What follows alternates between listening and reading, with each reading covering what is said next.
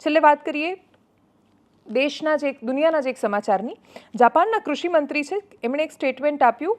કૃષિમંત્રીનું નામ છે ટાકુએતો, અને એમણે એવું સ્ટેટમેન્ટ આપ્યું કે મેં ખાસા ચોખાના ભાવ ત્યાં બહુ વધી રહ્યા છે. એમણે કહ્યું કે મેં ચોખા ખરીદ્યા જ નથી, મને તો મારા શુભેચ્છકો ગિફ્ટમાં આપી જાય છે, એટલે મારે કોઈ ચિંતા નથી.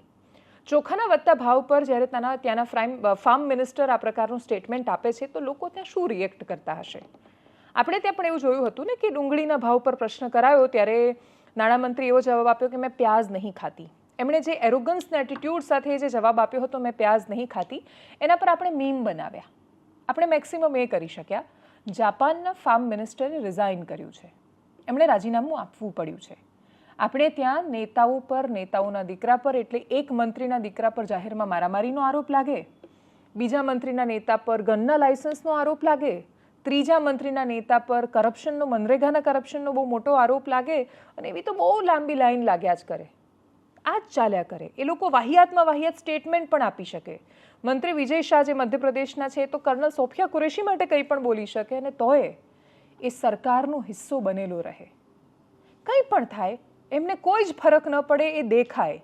નેતાઓની નિર્લજ્જતા અને જાડી ચામડી દેખાય, અને તોય આપણે એવું કહીએ કે અમારા નેતાઓ વધારે રાષ્ટ્રવાદી. અને જાપાનનો એ ફાર્મ મિનિસ્ટર જેણે ખાલી ચોખાના એક સ્ટેટમેન્ટ માટે, ને એમાં એવું કહ્યું કે મારા શુભચિંતકો મને ગિફ્ટ કરે છે એટલે મને ચિંતા નથી, એણે કહ્યું કે મને શરમ છે એ વાતની કે જ્યારે મારી પ્રજા ચોખાના આ ભાવના ક્રાઇસિસમાં ઝઝૂમી રહી છે ત્યારે હું આ સ્ટેટમેન્ટ આપી રહ્યો છું ને એટલે હું રિઝાઇન કરી રહ્યો છું. આપણા ફિનાન્સ મિનિસ્ટર તો ડુંગળી ખાતા જ નથી, એટલે એમને ક્યાં ખબર કે ભાવનગરમાં જે ડુંગળીની ખેતી કરે છે એ ખેડૂતને તો ₹1 નથી મળી રહ્યો કિલોનો, અને એટલે ફેંકી રહ્યો છે ડુંગળી. એની હાલત તે ડુંગળી ફેંકાતા દ્રશ્યો તમે ખેડૂતને જોયો છે કે શાકભાજી કે ડુંગળી કે કંઈ પણ લઈને આવે અને પછી એ ટામેટાં અને ડુંગળી બધું એ જ્યારે રસ્તા પર આમ ફેંકીને જતો રહે ત્યારે એને શું થતું હશે?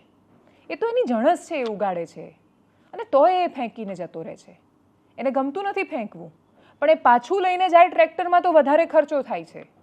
જે લોકો શહેરમાં બેઠા બેઠા આમ કમેન્ટ કરે છે ને કે અમને આપી જાઓ ફેંક્યા વગર, તો એમને ખબર જ નથી કે એપીએમસીમાં કામ કેવી રીતે થાય છે.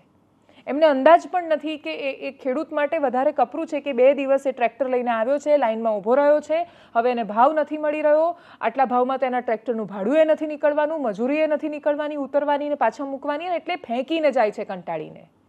એની પાસે રસ્તો જ નથી. જે ખેતી અને ખેડૂતને સમજતા નથી અને જે કિસાનની કદર નથી કરતા, એ કેવી રીતે દેશપ્રેમી, એ વાતનો જવાબ આપણી પાસે નથી.